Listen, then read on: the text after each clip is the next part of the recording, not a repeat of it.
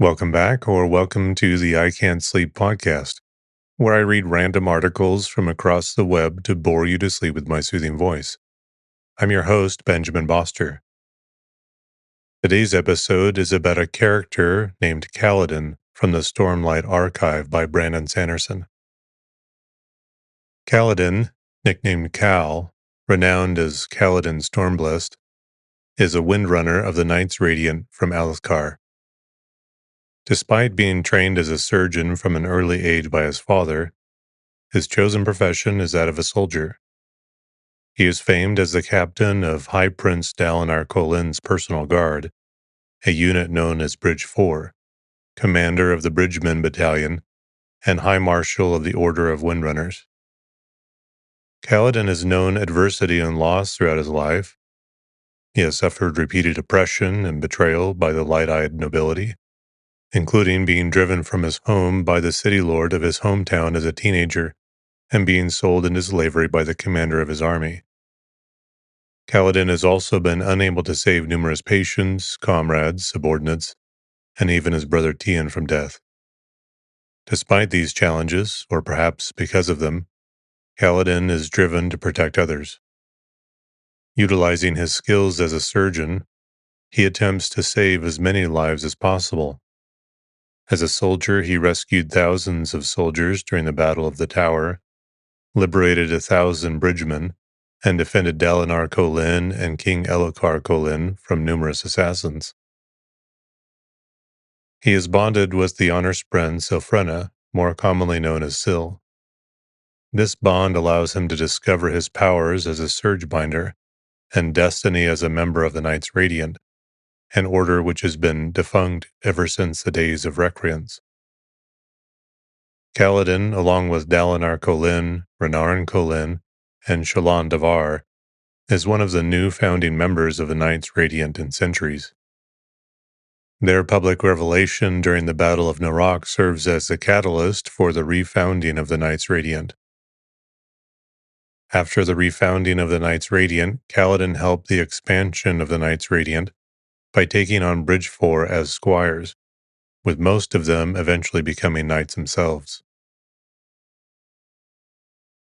Kaladin is a very tall man, even tall by Alethi standards, standing approximately 6 feet 4 inches in Rosharan feet, nearly 7 Cosmere standard feet. He is leanly muscular and has multiple scars on his body. He has tanned skin and shoulder-length wavy black hair, typical of an Alethi. He was born with dark brown eyes, though after swearing the third ideal of the Windrunners, his eyes turn a pale, glowing blue whenever he summons Sil as a Shardblade, and for a few hours after he dismisses her. Like most Rosharans, Kaladin's eyes have an epicanthic fold. His face is square and firm with strong lines and a proud chin. He prefers to be clean-shaven, but during his time as a slave, he grows a long, scraggly beard. He is branded on his forehead with a Sas non glyph pair, indicating his slavery, and a Shash glyph, meaning dangerous. These brands disappeared after Kaladin swore the fourth ideal. Kaladin is a natural leader who inspires belief and confidence in his men. His squad members in Amaram's army call him lucky and believe that being in his squad grants him supernatural protection. Kaladin also transformed Bridge 4 from a dejected and despondent group with the worst reputation into a highly motivated and effective fighting force. Dalinar Kholin remarks that his men are remarkably loyal and think very highly of him. Ever since childhood, Kaladin has had a strong, protective instinct, which only grows once he begins discovering and swearing the immortal words. He uses his medical skills to save people, first as an apprentice surgeon, and later as a battlefield medic. As a youth, he joins the army so he can look after his younger brother Tian. As a squad leader in Amaram's army, he recruits the youngest members with the least training to his squad so that he can train and protect them.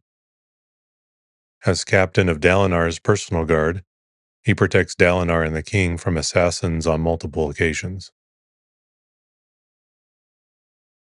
Kaladin draws a black and white distinction between light eyes and dark eyes, harboring a deep resentment and distrust for virtually all light eyes, fueled by the betrayals of people like Rashon, Amram, and Kateratam. Ironically, Kaladin himself is noted to have many light-eyed qualities. Many characters remark that Kaladin has the bearing of a light eyes, meaning a leader or noble, since the term light eyes encompasses these qualities in the Alethi language. And others have noted that Kaladin sounds like a light-eyed name rather than a dark-eyed name. Further, when Kaladin comes into his true power as a Knight Radiant, he becomes light-eyed. Kaladin despises these qualities in himself because they make him more similar to Light Eyes.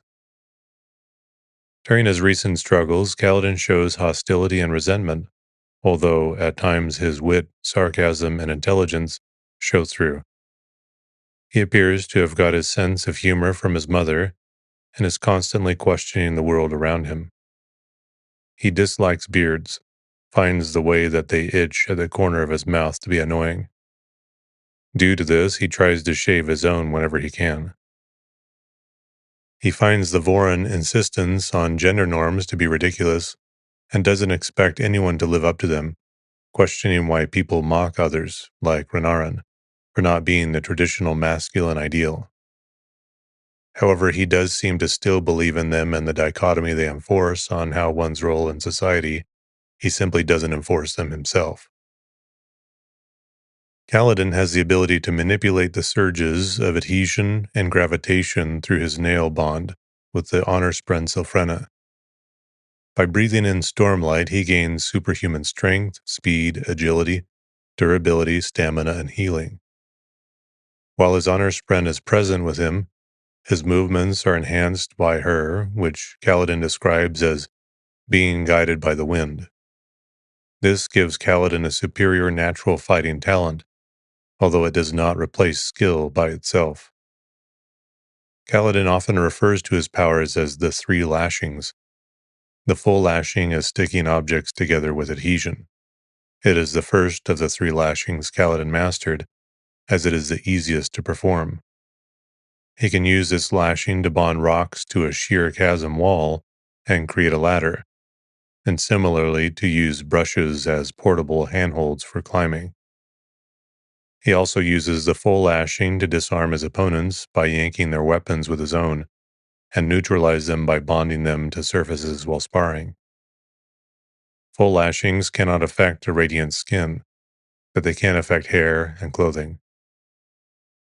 Basic lashings involve manipulating gravitation to make an object or person fall in a different direction. After his encounter with the assassin in Wide, Kaladin manages to duplicate the ability to perform basic lashings. He has since learned how to perform multiple lashings on a single object, as well as partial lashings. He is able to fly by lashing himself into the air, and has gotten quite good at instinctively dismissing and renewing lashings in different directions to achieve complex maneuvers, such as looping and banking.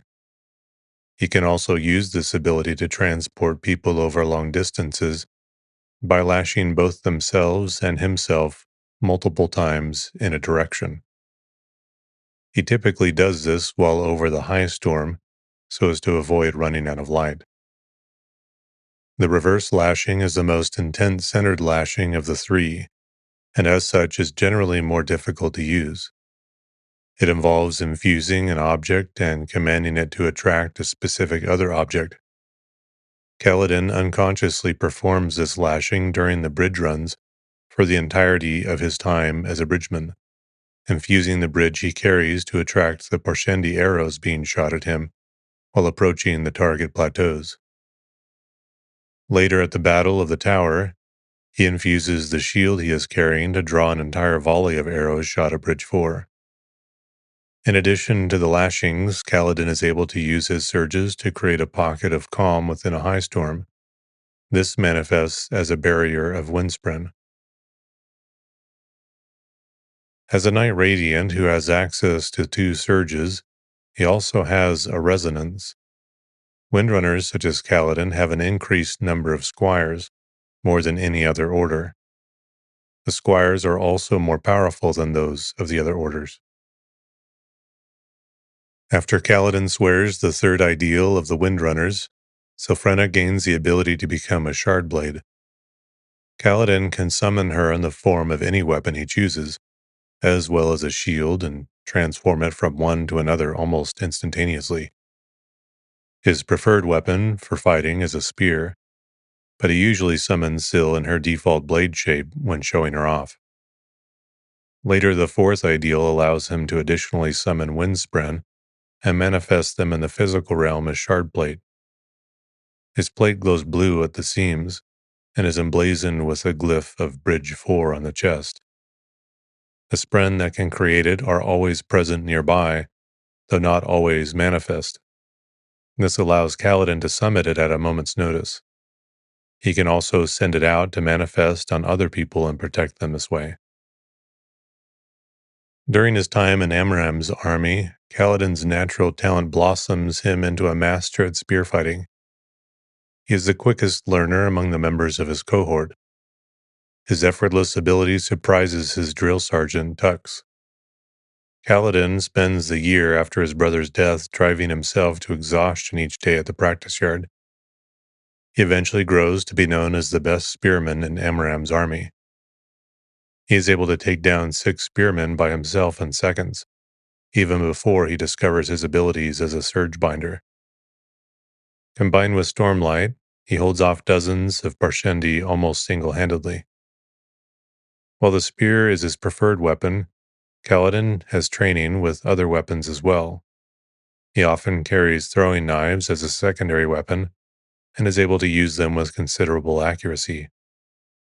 He has at various times wielded a quarterstaff, a hammer, and a halberd.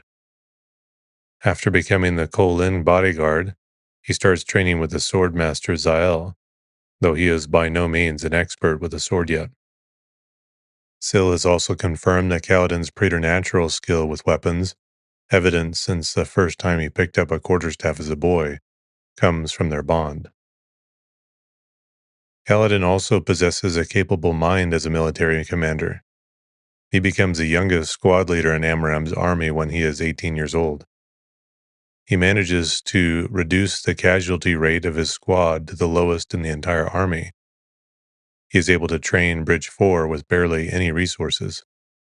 He is able to quickly analyze a battlefield and assess the tactical situation. Kaladin starts training in medicine with his father and assisting him in surgery when he is 8 years old. His training is mostly concentrated in, but not limited to, surgery. After joining the army, he gains considerable practice as a field medic, attending to his fellow soldiers injured in combat.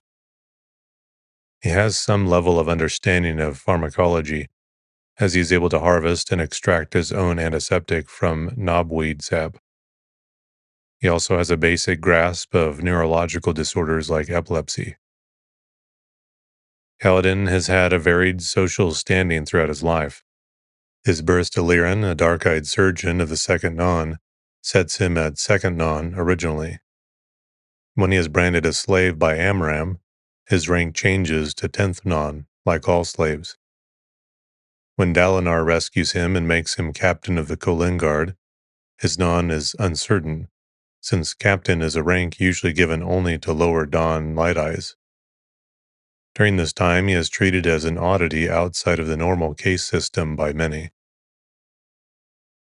Once Kaladin begins summoning Syl as a Shardblade, his eyes temporarily change to blue, making him a Light Eyes before fading back to brown, making him dark-eyed again. Dalinar decides that his status as a Shardbearer makes him a Light Eyes of the 4th Dawn, regardless of his current eye color. Since 4th Dawn is a landed title, Elhokar gives Kaladin a small piece of the Eastern Crown Lands to rule over. This technically makes Kaladin a landed lord, despite him not actually having any control over his territory, as it is taken over by Voidbringers shortly before he obtains it. As Bridge 4 grows into the refounded Order of Windrunners, Kaladin is promoted from captain to high marshal. Shortly before the fused occupation of Urithiru, Kaladin steps down at Dalinar's request and becomes a surgeon.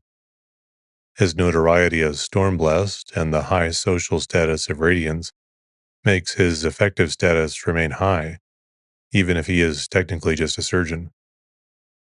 He is reinstated briefly as High Marshal during the occupation, although he renounces command again upon retaking of the tower. Kaladin was born in late 1153 to Lirin and Hesina, a family of Second Non in the town of Hearthstone in Toril Sadius's princedom in northwestern Alethkar. His younger brother Tien was born 2 years later. Growing up, Kaladin preferred the shorter name Kal to his full name, which he felt sounded like a Light Eyes name. At the age of 8, Kal began training with his father in surgery, though he dreamed of becoming a soldier. At first, he became sick of the sight of wounds and injuries. Over the next couple of years, he grew used to the sight and assisted his father during surgeries, which he figured would come in handy on the battlefield. However, the amount of time Lirin spent with books and sick people, coupled with their class disparity, made people uncomfortable to be around Lirin and Kal by association. As a result of his isolated upbringing, Kal became very close with his brother, and at the encouragement of his parents, Laurel Wistiow, the daughter of the city lord. In 1164, Kal assisted his father in amputating one of the fingers of a 15-year-old girl named Sani. Once finished, Lirin asked Kal why he was late. Kal admitted it was because he went with Tien to see what Jam, a boy 2 years older, had learned from his quarterstaff training. Kal was excited because Jam's father was a soldier in Bright Lord Amram's army. Lirin replied that he knew Jam's father, having operated on his leg 3 times, a gift from his time as a soldier. Kal argued they needed soldiers, but Lirin claimed they needed surgeons more. Lirin doubted that his son could actually hurt someone, as he cried nearly every time someone was brought to them. Kal promised he would get stronger, causing Lirin to ask who put these ideas in his head. Kal countered that it was about honor, and that no one told stories about surgeons. Lirin told him there were 2 kinds of people in the world, those who save lives and those who take lives, that one couldn't protect by killing. Lirin then informed Kal that once he turned 16, he wanted to send Kaladin to train with real surgeons in Kharbranth. Lirin told Kal he had a gift from the heralds, and he didn't need to waste it on the small dreams of other men. 2 years later, Kal and Laurel were talking somewhere east of Hearthstone, while Tien gathered rocks nearby. Kal told her of his father's plans to send him to Kharbranth to train to become a surgeon. Laurel asked why he hadn't told her. He lied, saying he didn't think his father was serious. Laurel wondered about his previous plans to be a soldier. His expression became gloomy as he was conflicted on which path to choose, surgeon or soldier. Sensing his distress, Tien ran up to Kal with a rock that he found, giving it to Kal to make him feel better. Kal did feel better and went with Tien to find a lurg. Laurel rejoined them, commenting that Tien changed Kal for the better. Laurel continued to encourage Kal to become a soldier, and that he shouldn't let his father force him to do something he didn't want to. She even implied he could marry her if he won a shardblade. Kal replied he still had time to decide, as they wouldn't take him until he was 16. Later, they encountered a group of older boys, one of whom made the claim his father won a shardblade.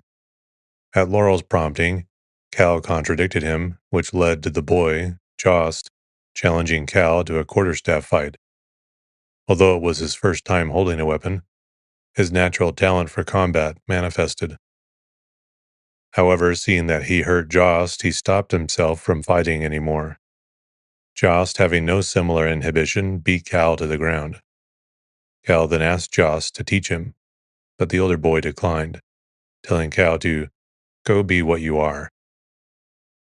Joined by Tien, Kal made his way home, where Lirin informed Kal that City Lord Wistiow had died, and bequeathed a goblet full of spheres to Kal so he could study in Kharbranth.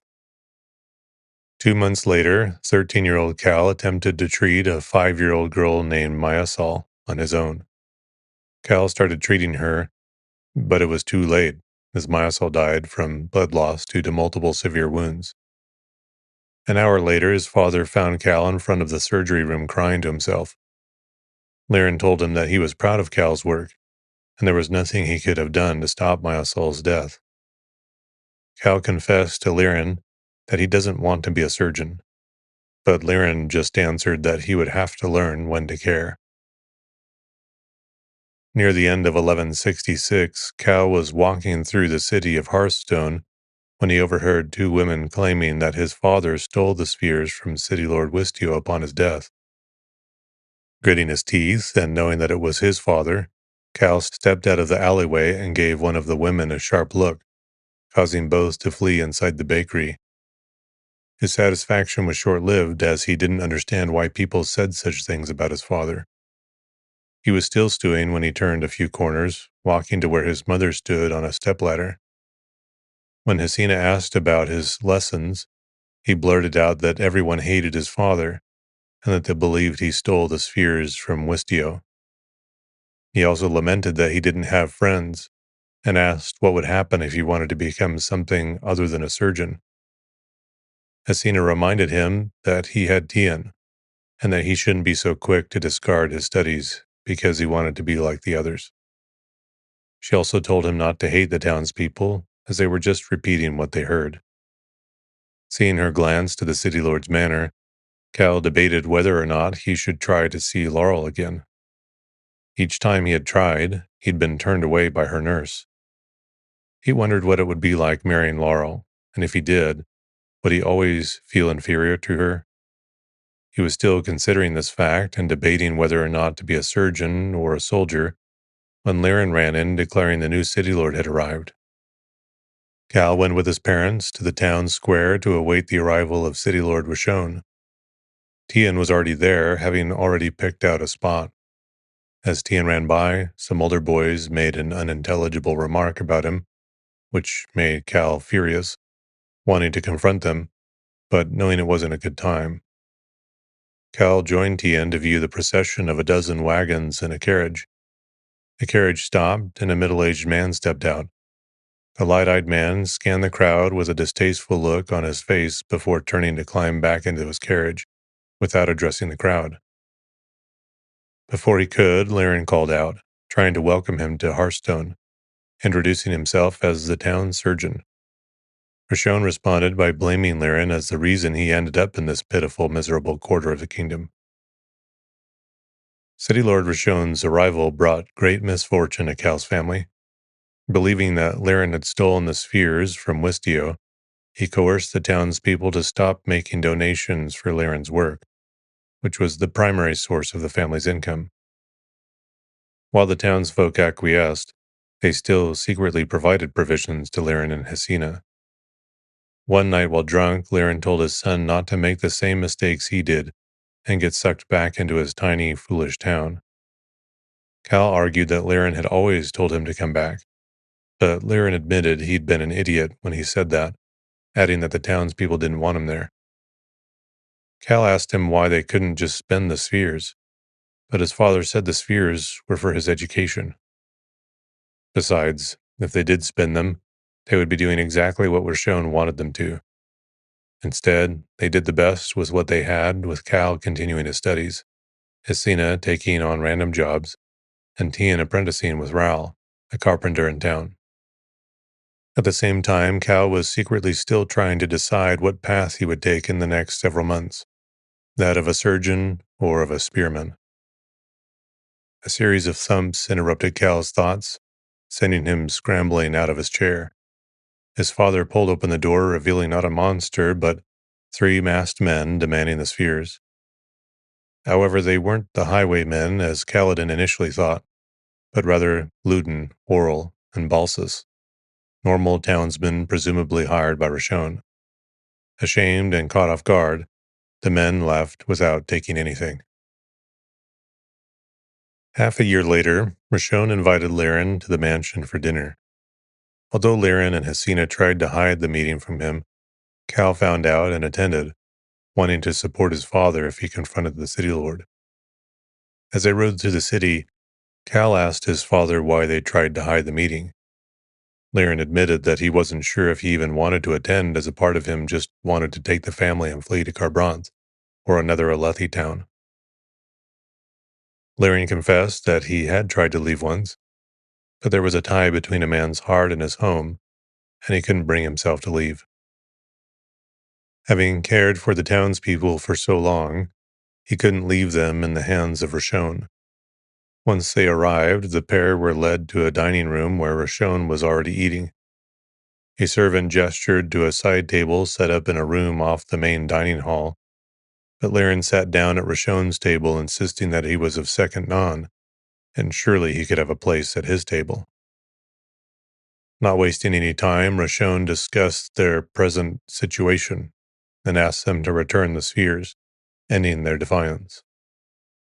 When Cal responded with an outburst, Liren sent him away to the kitchens. There, Roshon's son, Riller, walked in with Laurel, and confusing Kaladin for a servant, ordered him to fetch their supper. Cal, protesting that he wasn't a servant, lost an argument over his calling with Riller, leaving him humiliated. As Liren and Cal left the mansion, the latter admitted to his father that he had been considering joining the army. However, he had resolved to becoming a surgeon so that he would have the education to stand up to the Light Eyes. During their conversation, Cal saw something unfamiliar in his father's eyes, guilt. He then realized that Liren had indeed stolen the spheres from Wistio, changing everything, but also changing nothing. He resolved to use the spheres for his training, but would eventually pay them back to Laurel. While on a hunting trip, Roshon and Riller were seriously injured by a white spine and brought to Liren's surgery room. Kaladin and Liren determined that Riller's injuries were already fatal and tended to Roshon despite his protests. They anesthetized both patients, Roshon for surgery and Riller for mercy. During the procedure, Liren hesitated when he discovered a piece of the white spine's tusk near Roshon's femoral artery.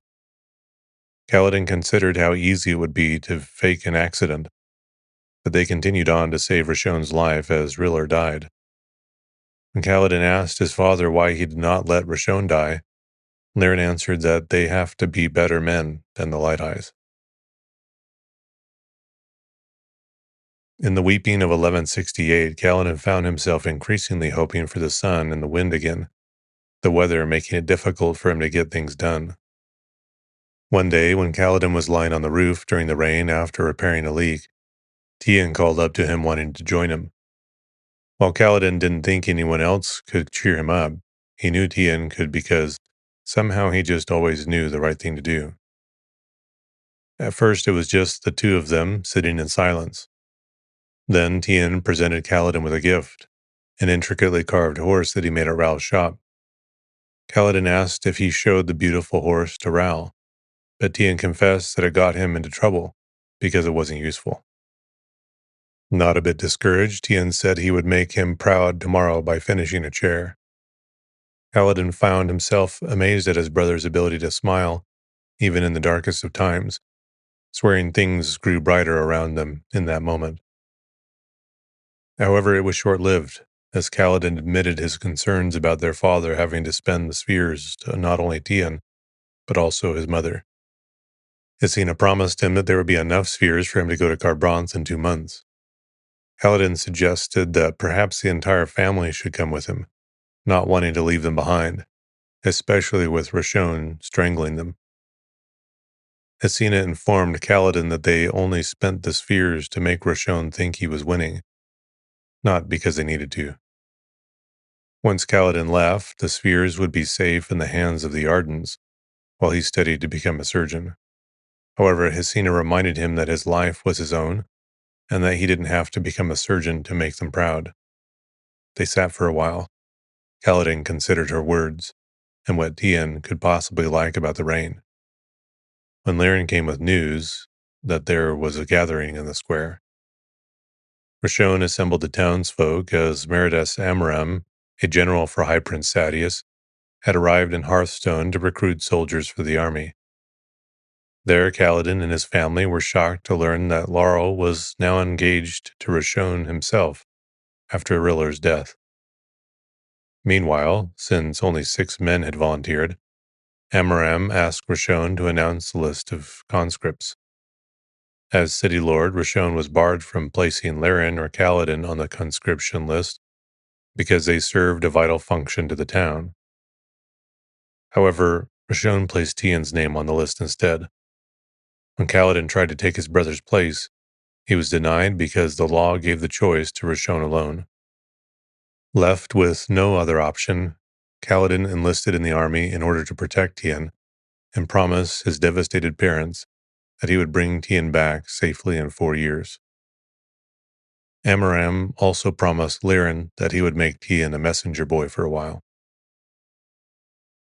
Kaladin received his initial training under Tux, who taught him the importance of controlled passion, to be passionate and to care without losing control of his emotions, a lesson that he did not initially understand. During his training, Kaladin demonstrated a natural aptitude for being a soldier, learning the spear faster than anyone else in his cohort, barely even needing instruction, much to Tuck's surprise. After freezing on the battlefield the first time, Kaladin was assigned cleaning duty by Tux, not to punish him, but to help him fit in more. Tux explained about how many soldiers struggle with the need to hurt the enemy. However, Kaladin didn't believe he froze because he was afraid to hurt someone, but because he realized he could kill if needed. Despite Amaram's promise to Liren, the older messenger boys, including Tian, were soon organized into several squads to reserve units to make up for a shortfall in recruitment.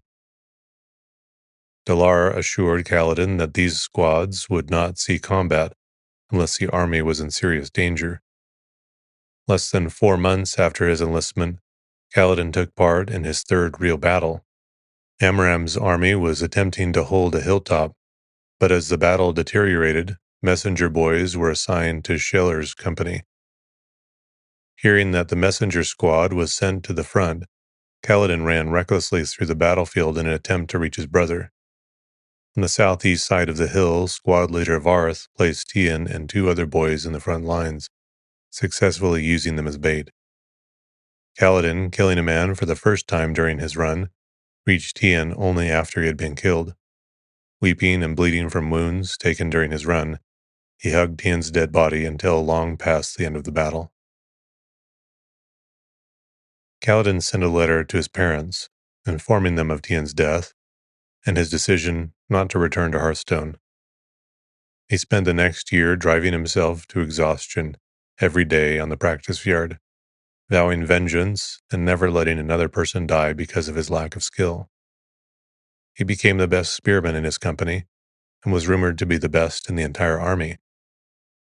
He eventually met Tara, the daughter of an assistant quartermaster, who coaxed Kaladin out of his single-mindedness, claiming it would burn him out. The two became romantically involved, but they separated soon after she was transferred to a scribe's job in Morn's vault. Kaladin blamed himself for their failed relationship, knowing that he'd been stupid not to send responses to her letters. He later joined the Takers under Turk's leadership. There, Kaladin met Dirk, who became a mentor to him. Turk was impressed with Kaladin's abilities, considering him a natural-born soldier, an artist with a spear. Unfortunately, every member of the Takers was eventually killed, with Kaladin being the lone survivor. At the age of 18, Kaladin was promoted to squad leader, making him the youngest one in the army, and became known as Kaladin Stormblessed. 1 year after becoming a squad leader, in Ishi 1172, Kaladin fought his final battle in Amaram's army. Prior to the battle, Kaladin met with the squad leader Ger and 2 of his sergeants. Kaladin bribed Ger to transfer Sen, a young and inexperienced soldier, to Kaladin's own squad, whom he entrusted to his sergeant Dalit. He also bribed the surgeons to give priority to his men. While bribing the surgeons, the money pouch stuck to his hand by what Kaladin assumed to be a windspren, although it was actually his first meeting with Silfrena. After consulting with Dalit, Kaladin went to the front lines to prepare for battle. Once the signal to march was given, Kaladin's well-disciplined squad used non-standard tactics to avoid taking any casualties. However, the larger battle didn't go nearly as well. When the larger body of Amaram's forces broke, Kaladin's squad was left in the middle of the enemy. During the chaos, Kaladin single-handedly defeated 6 men to save Sen, who had been stranded alone without the rest of the squad. After treating Sen, Kaladin saw an enemy battalion lord and decided to kill him, hoping such a feat would get him transferred to the Shattered Plains, where Kaladin believed the real fight and honorable men can be found. Kaladin and 2 of his sub-squads executed their plan flawlessly, with Kaladin himself landing the killing blow on the enemy battalion lord. Immediately after, an unknown enemy, a full shard-bearer, later revealed to be Helleran Devar, appeared and cut through Amaram's army, killing Sen, Dalit, and 2 more of Kaladin's men. Helleran continued on to attack Amaram, whose honor guard had abandoned him. Enraged, Kaladin and his 20 remaining men chased after Helleran. Helleran killed 16 of Kaladin's men before Kaladin finally managed to kill him, saving Amaram's life. Amaram and Korab, one of Kaladin's men, urged Kaladin to claim Helleran's shards, as it was his right to do so by ancient tradition. However, Kaladin was disgusted by the thought of wielding the same blade that claimed the lives of so many of his friends. Instead, Kaladin gave the shards to Korab and walked away. A few hours later, Kaladin was called to Amaram's war center, where he met Amaram and a group of his men along with the 4 surviving members of his squad. After a short conversation, Amaram and his men ambushed Kaladin, killing the surviving members of Kaladin's squad, while Kaladin himself was restrained. Amaram apologized, but said this was the only way to ensure secrecy. He informed Kaladin that he had thought it over for hours before finally being convinced by Rastaris that the best interests of Alethkar would be served if he wielded the shards himself. As an act of mercy and gratitude, Amaram spared Kaladin's life and branded him with the Sas Nan glyph pair to mark him as a slave to be sold.